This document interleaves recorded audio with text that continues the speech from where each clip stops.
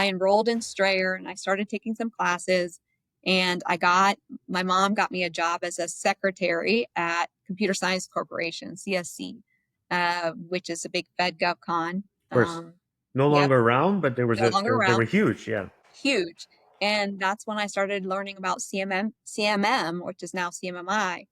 And, my son was about 10 months old, and I ended up, through unfortunate experience, not having a home for him and I. And so we ended up being in a homeless shelter. Ultimately ended up being Okay. in a Okay. homeless All right. shelter. Okay. Wait a minute. Okay. Okay. I got to stop you here because you're going through so much. We will get to the homeless thing in a second. I Yeah. promise you. Yeah. But let's go back to high school. Okay. Yeah. Because you just Yeah, kind of sure. flew through that. I, I'm like okay. this. Oh, it happened. Oh, Whatever. Let's move it was on. just, it's okay, But for someone who's 15, 16 years old to materially shift their perspective, shift their Mm. whole world and their whole thinking, like on a dime, that's amazing. Welcome to Tech Tales with Ben Tchoubineh. This is your front row seat to the stories behind today's most innovative tech leaders. Each episode dives deep into the journeys, challenges, and victories of those shaping the future of technology. From startup struggles to breakthrough moments in seasoned leaders' lives, grab a cup of coffee and join us as we uncover the human side of tech, one story at a time. So I love your tattoo. Show your tattoo again, Beth. Oh, wow. This is amazing.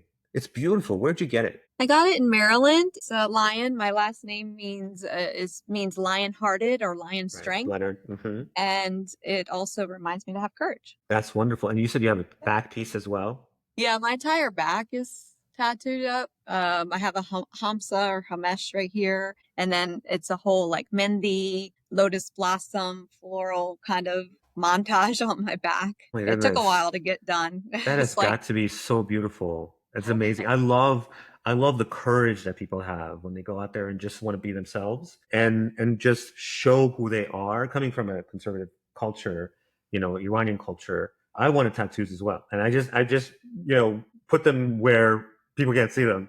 And I'm going to show you because I told you I was going to show you. So this is my Phoenix tattoo, which I already showed you wow, anyway, but yeah, I'm not going to go down further because it's, this is for general consumption. that's beautiful. But I know, right? And Yeah, so I love the for sure. Phoenix, that's hence I run Phoenix Technology Solutions LLC or Phoenix TS, which plug is an IT training company, and we do a lot of government contracting. But being in the government contracting space, I'm always like, so I got my tattoos in my late 20s, early 30s. And again, put them in places. I have other tattoos in places that I wouldn't want to show here, but I love the courage. I mean, from my perspective, like a lot of Americans are like, oh, I got a tattoo everywhere. From my perspective, it takes courage to be yourself, to be open, to be who you are. So everybody, this is Beth Leonard, the COO of R3, which is an IT and cybersecurity managed service provider and compliance services based in Frederick, Maryland. Tell me more about R3, what R3 does. We provide full-end IT cybersecurity services to clients, cloud first, primarily Microsoft, and we also do compliance as a service with multitude of frameworks. I know you know CMMC, but we also do things like CMMI and ISO and FedRAMP and PCI and HIPAA. And then we also do IT strategic advisory services for clients. Basically anything that has to do with your infrastructure, computer systems, devices. We manage all of those for other businesses. And I think the differentiator for us is that compliance as a service, being able to do so. And of course, with CMMC, we do a lot of GCC high implementations for enclaves or VDI, and we resell the licensing as well for GCC high, which there's not a lot of providers that do resell that. So it's kind of nice to have everything in one shop. Yeah, so you're soup to nuts, it sounds like. Exactly. You start with the compliance piece. And there are very few organizations that do compliance at such a broad swath, like the way that you described it. How long has R3 been around to be able to have such a broad set of services? We've been around since about, I think, 2009 to 2010. And I actually met Rob McGowan, our CEO, about 11, 12 years ago, I had my own compliance as a service company, and he had the MSP, IT MSP, MSSP services, cyber and the IT. And I was brought into another organization to help them with their ISO and their CMMI. And his company was providing the IT support for that company. There were 3 people in his company at the time, and it's a funny story. The CFO, who I used to work with at a different organization, he was new to that organization and brought me in. And he had wanted to get rid of R3 because he felt that they were just too small and he needed something bigger because they were going to be preparing for acquisition and so forth. And I interviewed and talked to Rob and Joseph and Roberto, but Rob at the time. And I was like, I felt like some good connection with Rob, and I felt like he had something good brewing. And I told Paul, that CFO, I said, hey, how about we just give them an opportunity, restructure their contract, and keep them? And sure enough, that was the right decision. They bent over backwards to provide the services, to be flexible, to also do process improvement. And it's not many times you see a lot of technical folks embracing process improvement. And they really did. They really, Rob and his team really embraced process improvement, the compliance framework from an implementer perspective, and in scope of that. And so over the years, I had brought him into other client here or there, and we always felt that one day, and Rob always said when he could afford me, he would bring me on. And so we did. We merged the compliance piece with his providing services in about 5 years ago. And there were about 12 or so people, and now we're close to 100. And, I've grown the organization almost 900% or so since coming. So we've done really good. My background is 30 years in the federal government contracting space, starting back in the day with CMM before it was CMMI, and just kind of branched off from there and managing large scale IT infrastructure programs, software development programs. And so brought a lot of that technical knowledge with the compliance piece. And this has just been a really great fit for me here. Oh my goodness. So in 5 years, like 900% growth or something. I think that's what she said. That's incredible. And that probably means a lot of hard work, a lot of dedication, a lot of time, but also great service, because that's really how you grow. It doesn't matter how much marketing you do. People have to like you. And really it's the word of mouth and so on. So that's just really impressive, Beth. What's more impressive to me, in terms of your growth and your commitment to growing this organization, and the kind of you got like almost 1,000 people under you now. 5 years ago, 100. Yeah. I'm sorry? 100. 100 people. I'm sorry. Yeah. I thought you said 900 people, but it's 100 people. Right. Still, you went from like 5 or 10 people or whatever to 100 people. And you've got this amazing kind of thing going on, and you're it's a bit shocking, but I guess I'll say it. You're suffering from stage 4 cancer at the same time. I am so in awe of that, right? And you're still here, you're talking to us, you're working, and I asked, like I asked you off camera, why are you not in some exotic place just enjoying life, right? Why are you not at this point? Why didn't you stop working? Why are you not out there, I don't know, on some beach in Thailand? Well, I think first and foremost, being here at R3, I love the culture. I love the people, and what I talked about at the beginning about when I met Rob and his team before is their willingness to be flexible and to come together and band together and make things happen. That's the one thing that really stands out in my mind of this organization, is that their willingness to come together in, challenges and work together to solutions for our customers and for each other. They're always willing to lend a helping hand. And, I have Roberto, I mentioned Roberto. He's one of our directors here. When I'm in the office, I don't eat that much with the stage 4 cancer. It's called neuroendocrine cancer. It's a rare cancer, and it's a challenging cancer to have to deal with on multitude of levels. But I have a lot of vomiting, like 2 to 4 times a week, where I'm throwing up. and I don't eat very well. In fact, Roberto's walking past my desk now. He's always Say making hi. sure that I'm eating, that I have enough Mm. to drink. And it's things like that. The staff really cares, and they're like a family to me. So, why do I not stop working? Some of it is need, right? I just had a grandbaby, and he and my son, one of my sons, live with me, and I'm taking care of them financially. So there's that. But at the same time, if I stop working, he just came by and went like this. If I stop working, I'm going to stop working. I feel that. Wow, what a quote. If I stop working, I'm going to stop working. Right. Right. Because it's already depressing, right? And just being immersed in the day-to-day pain that I have to deal with every day. If I'm home alone and being more focused on the misery of that feeling, is it going to take me into a deep, dark place that I can't come out of? And so this keeps me going. The people keep me going. And just the work keeps me going. Now, do I want to be somewhere on the beach? Yeah, absolutely. The nice thing about here is Rob gives me a lot of flexibility. So, for example, the cold weather really gives me a lot of physical pain. It really affects my body, and I have a hard time getting warm. And so 4 years ago, I went to Mexico and worked from home. I just rented a place on the water so I could see the beach, and I worked. But I also got to experience the culture, immerse myself in the culture. I didn't know any Spanish. I experienced all sorts of things, and it's something that experience in and of itself has given me a lot of perspective in life and in the acceptance of my diagnosis, that I wouldn't have gotten if I didn't have that flexibility. So I'm very grateful to Rob and the team to embrace that and understand that. So I do get a lot of flexibility with regards to being able to work other places sometimes. But if I could just travel the world, and oh gosh, I would love that, especially if it's the sunshine and the water. And if I could fish and be on a boat and be near the ocean every day, I would be ecstatic. I guess you could work from there, right? But I guess you got to take care of. Yeah. Congratulations on your grandson, by the way. Oh, thank you. It's my first one.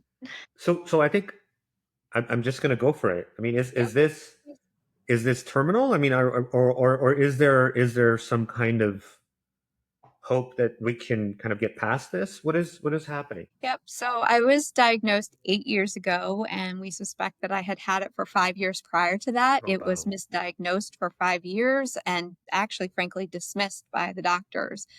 The challenge with this cancer is there's two different versions of it, if you will. Basic. I'm going to give you some basic background. There's the slow growing small tumors or slow growing tumors, and then there are the ones that are really fast growing versions of it. The fast growing ones operate like the other cancers. With normal cancers, they start in an organ or like a breast or something and work their way out. With my cancer, it starts in the nerve and endocrine cells of the body. So your body produces those every single day, and those go to different parts in your body, wherever your endocrine system is, or, it can go in the colon, the appendix, the pancreas, the kidneys, the breasts, the thyroid, the lungs, the brain, the skin, and they can crop up like popcorn. So because it crops up like popcorn and because it goes to different parts of the organs or the body, it's very challenging to treat. So right now, chemo is not effective for this kind of cancer. It does not work for this cancer. And because it behaves also so differently depending on where it grows, the symptoms are different. So I am blessed and I'm cursed at the same time, because I've had blessed in that I've had the slow growing versions, because that gives me more time, right? With the fast growing ones, if you can't get it resected, you can't get it removed, you're gone very quickly. With the slow growing ones, they can take years and years and years to show up, even on the scans. Our scans today are meant for that fast glucose activity, the fast cancers find. But those slower growing ones that are teeny, teeny, teeny, tiny, I could have hundreds and they not show up on the scans. So it takes a really, really long time to find. The curse part of it is that some of the tumors can emit excess hormones or peptides in your endocrine system, anywhere in your endocrine system. So it could give you excess histamine or excess gastrin or excess A, B, C, D, E, F, G, which can cause these multitude of symptoms. Like, for example, if I have a tumor growing in my liver, which they suspect I do, it can give off excess histamine, which can cause weird allergic reactions or histamine loading or something like that. I could have another one that's in my colon that causes diarrhea profusely or flushing, or um, it could impact my heart, or it could make my glucose drop in another location. So, I've been misdiagnosed with asthma or IBS, or it can be misdiagnosed as Crohn's disease or diabetes, or even anxiety and depression, because your endocrine system affects that. So because of that, because it operates so differently, they don't have a one size fits all type of a treatment. And in fact, of the 30 some odd known peptides, they only really truly study really hard one of them. And so the first line of defense is to find the tumors and cut them out. So I've had a lot of surgeries, and I call it my diet by organ removal diet. I have to have some humor in that because, that's my coping mechanism. But I've had a lot of surgeries, which presents its own problems in and of itself.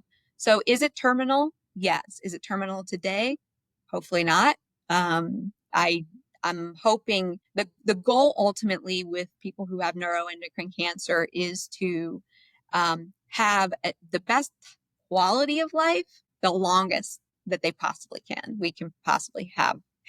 So if you can stay on top of the monitoring and stay on top of the tumors when you find them to get them cut out in order to reduce some of the symptoms and thereby improving your quality of life from the tumors that emit those excess hormones and peptides, then hopefully you can live a very long time. Average, I think, well, it depends. It really depends on where it's at. So yeah, right now, like Understood. I have some things in my pancreas they're watching and some other locations, but I'm here right now, and that's all I can do. I can hope for. There's so many different research. It seems, and this is coming from someone who knows nothing about cancer, but it seems that I read something in the paper, online, every other day. Oh, this cancer is, we've figured out something. It's in the lab. We've killed it, and so on. But doesn't seem to make it, or at least fast enough out to actually being useful. So I guess the question is there research happening now that could help alleviate this issue, or at least some kind of regression? Yeah, there is actually a medication, I get it every month, that can help to reduce some of the symptoms from some of the tumors that emit those excess hormones that I do get. And it's been shown to slow progression in some cases. And so I have seen, when I wasn't on it, I had tumor markers like way up here, and I had a lot of symptoms and stuff. And after getting back on after my colon resection, back on that medication, those numbers got a little bit better, and I've had less symptoms. I wouldn't say they're gone. They were currently trying to find the next set of tumors. They know that there's some there, given my symptoms and the numbers and such. We just don't know where they're at to be able to do that. There's also some new news that just came out on some potential targeted therapies. I don't know how far they are along with that. I think it's just clinical trials, maybe. Ever get involved with clinical trials? I always kind of thought, if I have some kind of thing, I would probably get involved. Who knows? But then do you really want to be a lab rat? So I guess, what are your thoughts about this? Yeah, so I am in a clinical study. I'm in a study at NIH, but that's more for familial cancers that are rare. And, I have something called Lynch syndrome too, which is one of my repair genes are faulty. And so it allows bad cells to go just propagate out into the body. But I'm really against doing any chemo for myself personally. And a lot of the clinical trials are around medications like that. And I don't want to get it because, number one, the research does not convince me that it works, because everything says it doesn't, or it's not effective. And I don't want to have that harsh chemical on my body. It's just a personal choice. I'd rather I think it'll impact my quality of life too much and not necessarily give me anything better. And I don't want to die from, I hate to say it, I don't want to die from the therapy, Yeah.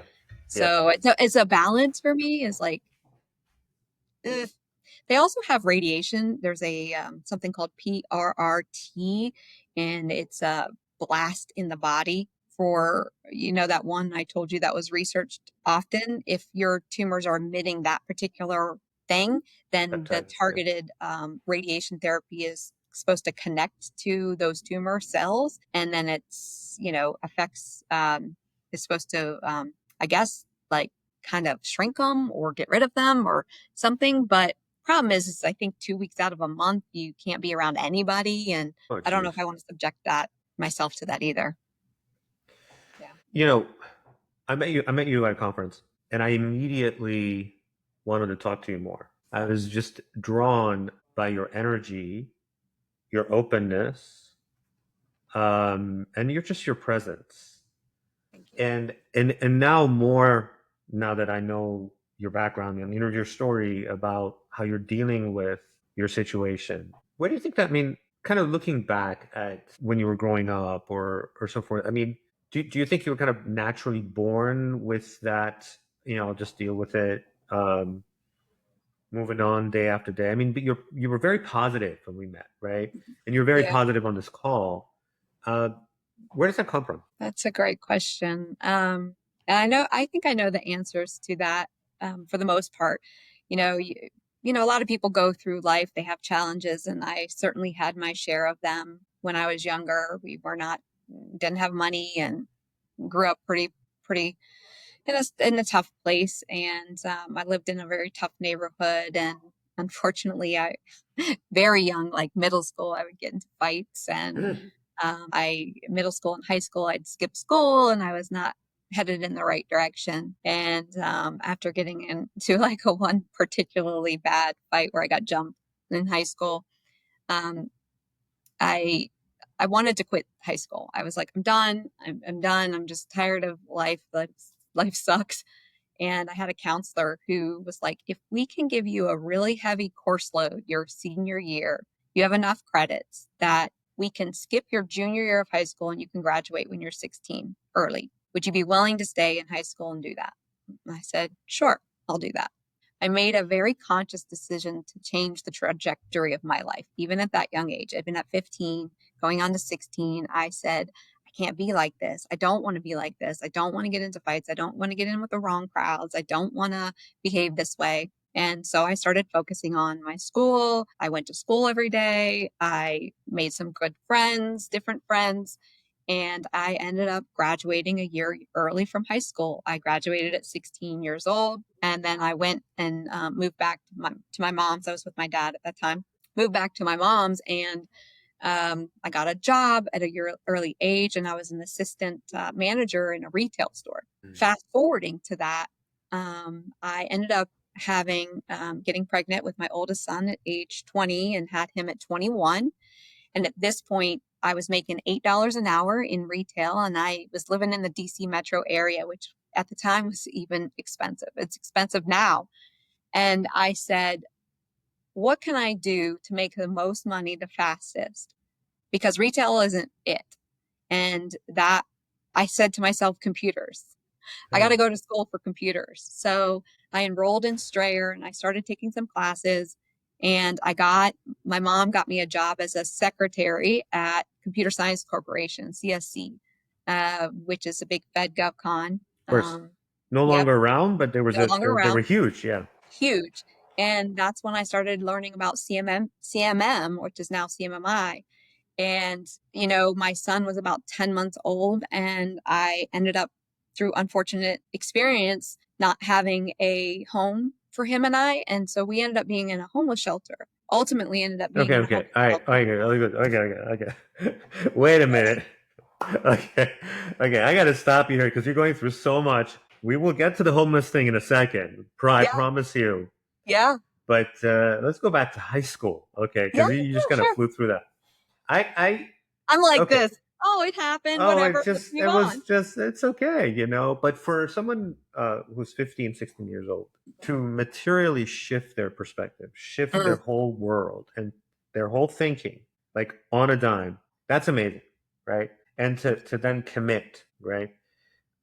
Was it your tough background that do you think maybe that allowed you to make that tough decision, or either to try to get out of it, or to, first of all, it's good to know that I really shouldn't mess with you physically, because you will beat me up like no tomorrow. So that's good to know. I wouldn't anyway. You're a lady, but you're a strong lady that's going to beat me up if I do. That's good to know. But other than that, I think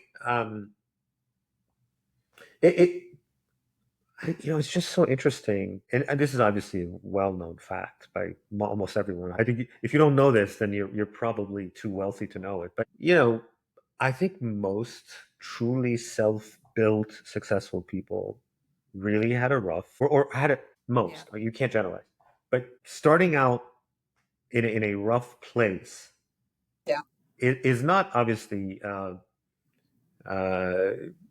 it, you it's not going to say, oh, you're going to be definitely successful because there's so much fighting you. But a lot of successful people really do start in rough places, because it kind of in some ways strengthens them, right? Yep.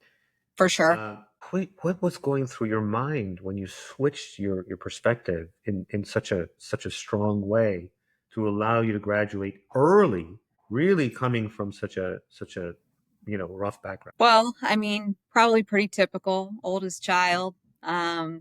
And my mom didn't always make the right choices in life. And she and I struggled from a relationship perspective, probably pretty normal now in hindsight, looking back, where teenage daughter, and their moms, they go at it already. And so, I already felt like I had the weight of the world on my shoulders, even at that young age. And I remember even in third grade, my mom went to go out on a date, and she left me to take care of my brother. Maybe it was fourth grade. My And how old was brother, he? he would have been 15 months younger than me. And I remember waiting up for her, and she was supposed to be home at 11 o'clock. This sticks out in my mind. She was supposed to be home at like 11 o'clock, and she didn't get home until, like, I don't know, after midnight, 1 o'clock or something. And I waited up for her, fourth grade. And I'm like, I sat her down and reamed her out for coming home late, and I What a realized, like, reversal of roles. yes, yes. And so, I remember always thinking, I don't want to be like that. I don't want to be like my mom. And, and now, I mean, I have a lot of forgiveness for her and stuff. But at the time, I was so angry with my mom, and I, I knew that I didn't want to be like her. And I think that stubbornness to not be like that, not be in that situation, really was a driving force, perhaps. Um, Hmm. yeah, I think so. We all have our demons, right? Hmm. My mom, who's passed, my mom and I had a very rough go at it at different times, and but in the end I forgave her very much, because again she had to deal with her own demons, right, Right. and her own issues and background and history and childhood and so on. So, Right. but you grow up to understand these things. Not when you're in fourth grade, you don't understand these things, and you're Yeah. just like, what the heck. All right, so let's fast forward, using your words, to how do you, okay, so you had a job, right? And then, so you had your son. I'm assuming the father was nowhere to be found. Yeah. Um, That's a challenge. yeah. So it's just you and your son. I would really love to know the details of how someone with a job becomes homeless. I think this is important. Sure. I just as a thing, my son, when he was in high school, he started a nonprofit to help the homeless. So just Oh, I something he love decided to that. do. Yeah, he's one of those overachievers. I'll have him as a guest one day when he's world famous. But and he's in college right now. But he started a nonprofit and this is through that and supporting him. I learned so much about the homeless. So I'm really fascinated, because it's not just crazy people who become homeless. It's not just people who are schizo. That is not the case at all. It is normal humans, hardworking, who have a job, who have responsibilities, that in this country are on a daily basis losing their homes and ending up on the streets. What is your story? So I ended up being um, abused, and I had to leave quickly. And Mm. so, when you have to leave quickly, you go to a temporary shelter. and because there's nowhere else. I didn't have family or friends that I could turn to at the time. And so I went to a homeless shelter, and while there, I'm trying to get still working, still taking care of him, and trying to get the resources from the county to try to help, because housing is expensive. And at the time, I think I was making now, what, $28,000 a year, something ridiculously low. And childcare and formula alone, I had some childcare services through the county, but my son's formula was very special, and it was like $20 a thing at the time, which is a lot for one can of formula. Yeah. And it didn't get covered, and so I went to the county to try to get housing assistance, and I had a car that was worth more than $2,000, and they denied me services for that reason. And so I didn't have any housing assistance, and I couldn't physically afford housing. And I was in the temporary shelter, and one of the organizations, there were multiple organizations that stuck out in my mind that really helped. The Women's Center from Vienna, they were there instrumental in trying to find a more permanent residence for me and my son, and giving other services, who they also coordinated with the interface system through churches and such. And then the National Capital Area Food Bank, who would provide baskets of food and Thanksgiving meals and things like that.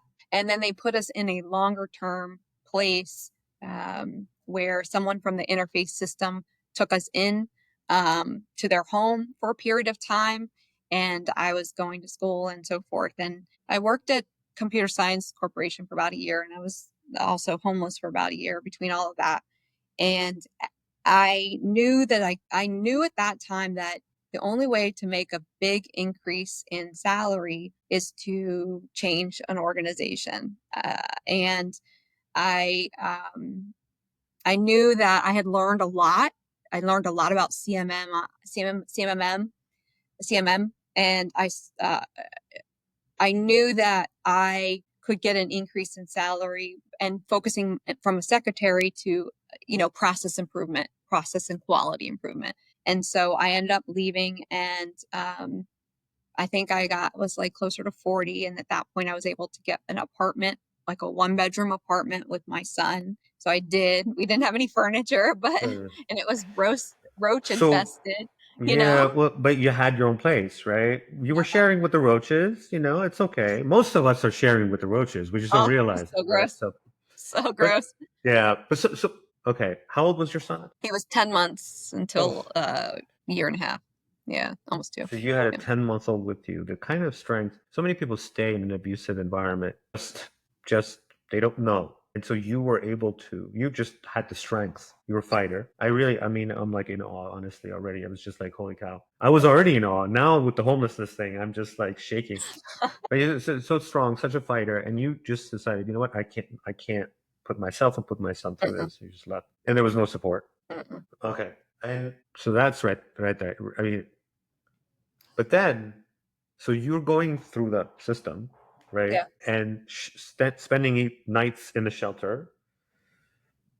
I'm just trying to wrap my mind around one specific event. When you went to the interview for the job you got that was $40K, what did you do with your son? Well, like I said, I had daycare services at that point. Okay. So he was in daycare. He was in daycare. That's great. Yeah. And then, so how do you, like, when you're thinking, okay, this interview could change my life. I could bring me back into a place where I have a roof over my head and I can be independent again. Like, what goes through your mind when you're getting ready for that interview, when you're on your way there, or when you're going through the interview? Well, I actually want to point out a year later, because it's the next interview that it really made a big difference in my life. Okay. And that was where I had that next, after CSC, I was at SRA, which is CSRA now. And I self-taught web development and started doing process audits myself and so forth. And so I learned a lot of skills that I knew, yet again, that looking at salary.com and looking at other comps, where I should be in terms of salary. So I decided that I was going to go find somewhere that could double my salary. And I went on interviews, and a lot of interviews. I went to job fairs and stuff. And there was one particular interview that really stood out in my mind. I didn't have my degree. And in fact, I've never finished my degree. Life got me in the, other cycles. So I didn't finish. But I remember that the person who was interviewing me, looking at my resume, looked at me, looked at my resume, looked at me, looked me up and down and said, "You will never get what you're asking for. You don't even have a degree." And as we've been talking, the one thing that I realize I do have is that I value myself. I value who I am and what I bring to the table as a person, as a worker, as a mom, as a grandmother. I value myself. And I think it's really important because at that time I stood up and I said, I want to thank you for your time. I shook his hand and I said, but I will get what I'm looking for, even if this isn't the right place. And I Oh my walked God. out. That sounds like a movie scene right there. Holy cow. Julia Roberts. I know. Julia Roberts. What's that? Pretty Woman. No, not Pretty Woman. The environmental activist. Oh yeah, that one too. No, that's Erin Brockovich. Erin Brockovich. That's the one I was thinking of. That was such a great movie, and she did such a great job. Was she the one that played that? I don't remember. Yeah. Julia Roberts. Yeah, for sure. Oh, we watched that movie several times already with the family. I mean, it's just like a family movie because it just kind of represents, such strength, right, and such resolve and motivation. Exactly. Beautiful, right? Exactly. Wow. So you someone's going to play you in a movie sometime. Beth Leonard. That's what's going to be called. And you know what? I got a job making double. 80K. I did it. And you know what, too, is that I was successful at it. Meaning, I was successful at the job, yes, but I went through adversity. I went through a challenging time. I achieved something. And in that case, I achieved what I hoped to achieve in that moment. I did it and I was successful at it. And fast forwarding, looking back in my life at all the times of adversity and, resiliency, because that's what this is. It's all about resiliency and finding strength and overcoming those things. I realized that we're always going to have that. You said something about life is always throwing stuff at you, right? You're always having challenges. And when you're in the moment, sometimes you can't think and have that clarity to be like, oh, I'm going to get through this. You're just mired down in the sadness or grief or anger or frustration or whatever it is. Anxiety. Emotion. Yeah. Exactly. And then you get through it. If you look back in time, you've always gotten through whatever adversity you've gone through. It might not always have the outcome you're looking for or want, but you have gotten through it. And so if you shift your mindset and look back and say, you know what, I was successful at that. I got through that time. And so now when I'm going through difficult, challenging situations, I have a little bit more calmness than I've ever had before because I know that it's temporary. I know that I'm going to get through it. I know I might not always like the outcome, but I know that whatever happens is the way it needs to go. I'm going to learn something from it, hope to learn something from it, and hope to use it the next time around and improve who I am as a person and what I'm contributing to this world. I needed that. Good. Well, yeah, because everyone's going through something, right? And so our company, Phoenix TS, we're going through all kinds of changes, and there's a lot of anxiety there.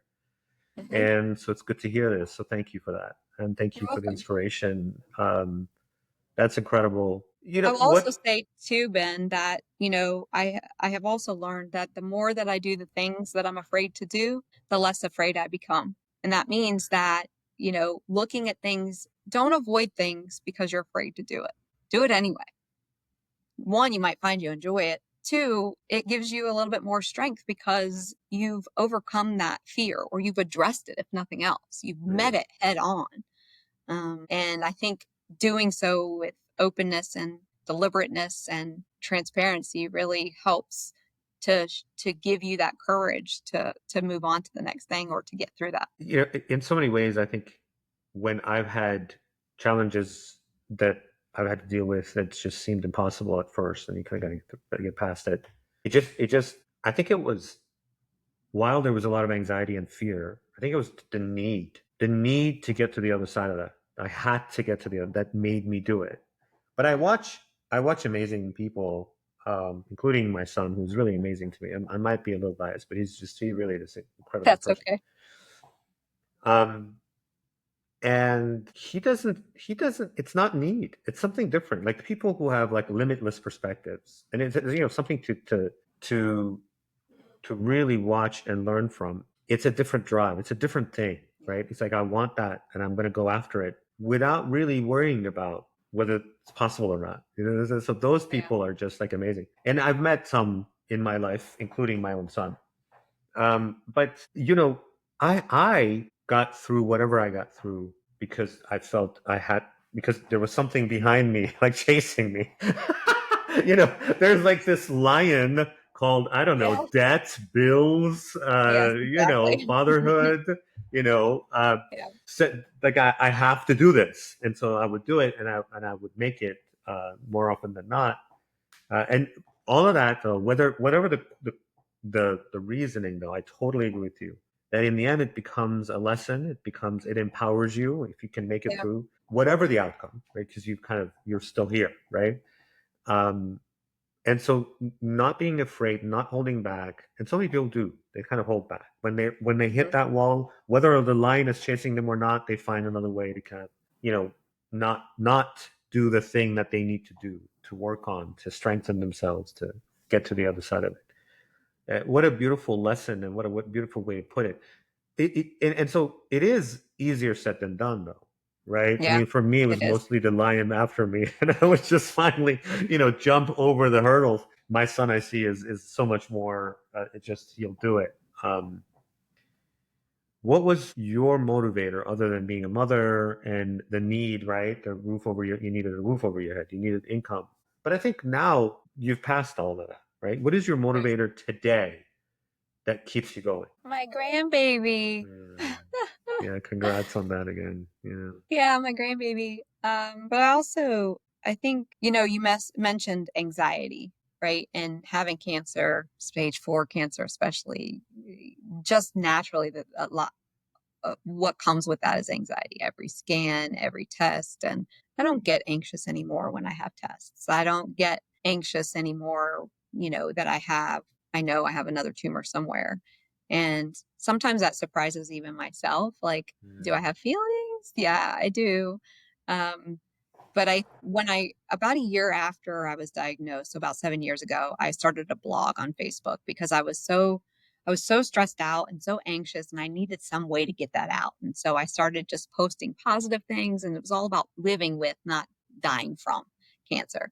oh, I And love it. that's my whole premise, is positivity, because I am a very positive Yes, person. you And are. I don't know where that comes from. Probably my grandmother, probably my aunt, probably, on my dad's side, like we're always just very joyous and positive for me. And I think that I'm like my grandmother on my dad's side for sure. And I also think that um, that sense of humor, that weird, dark sense of humor, just laughing at things Mm, and being open and honest about things, that helps. But I in the last year and a half, it's been that we've had some challenges at work that, I've realized even more so that I can't control other people. I can't, I know, and I know people know that, right? I know, you can't control anybody but yourself and your own emotions and stuff like that.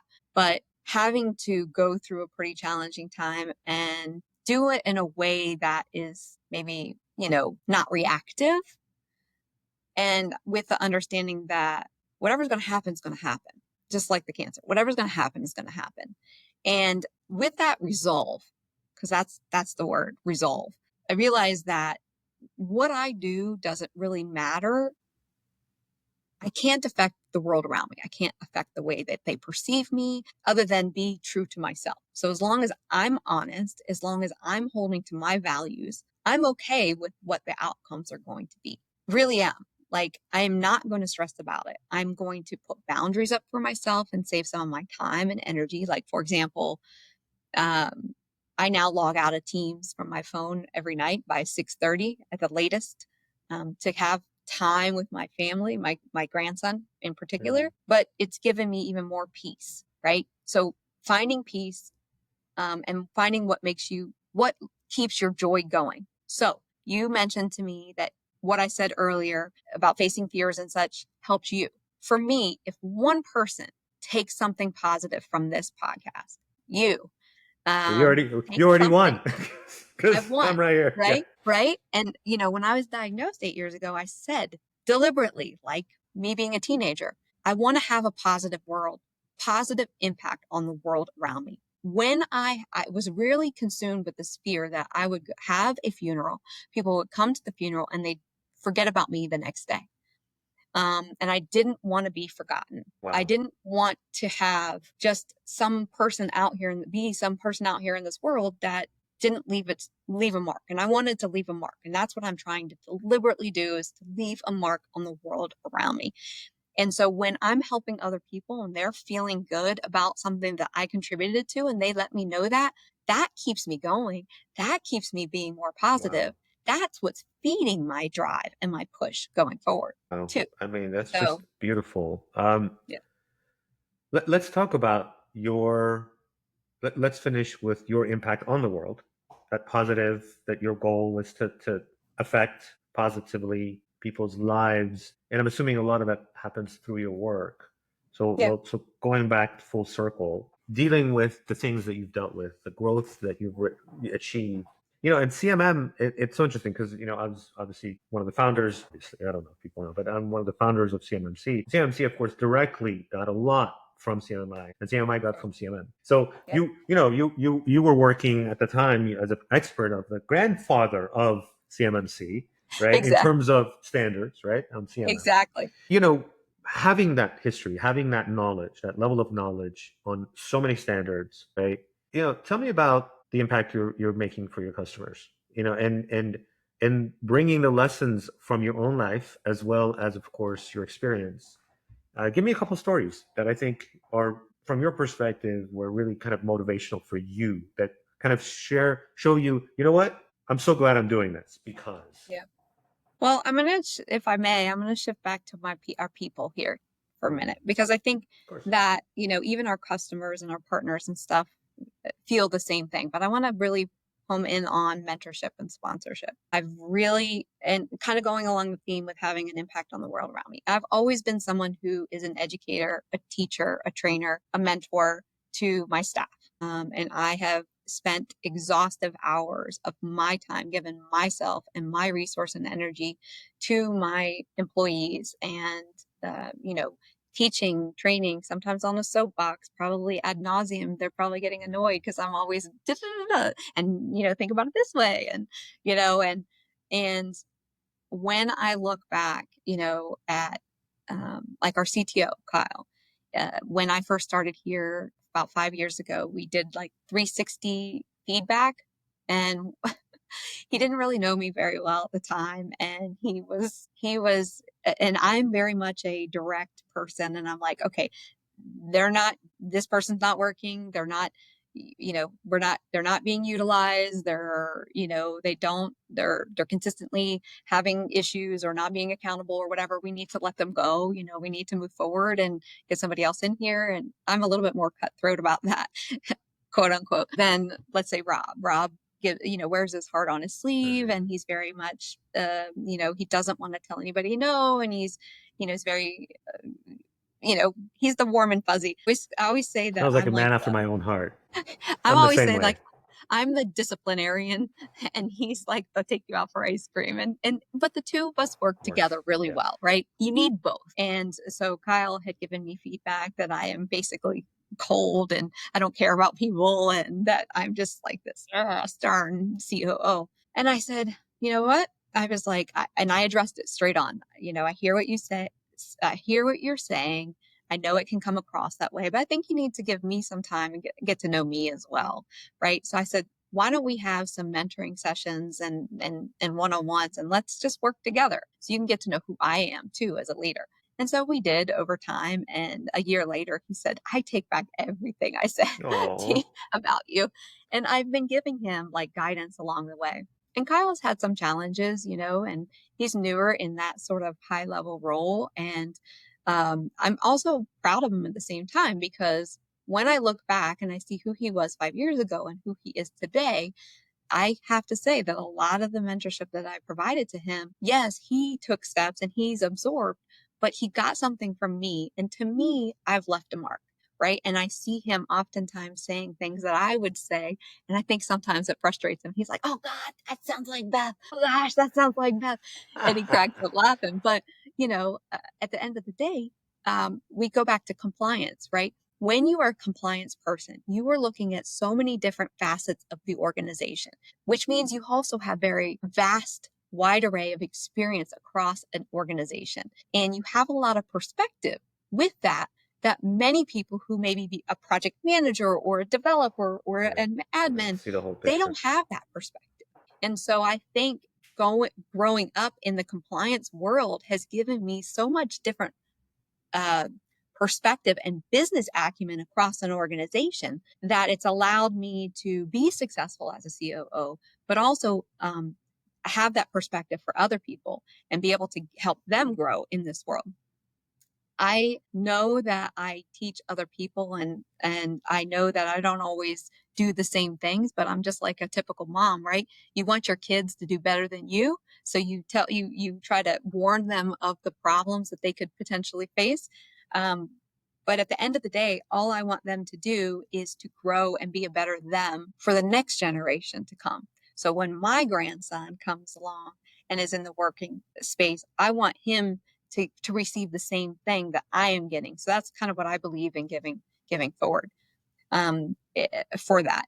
And then, in terms of our clients, I like to educate them too. And we, our compliance team, for example, we spend a lot of time educating our clients because, with compliance, people often don't want to invest that time, money into it, or they perceive it as a checkbox, right?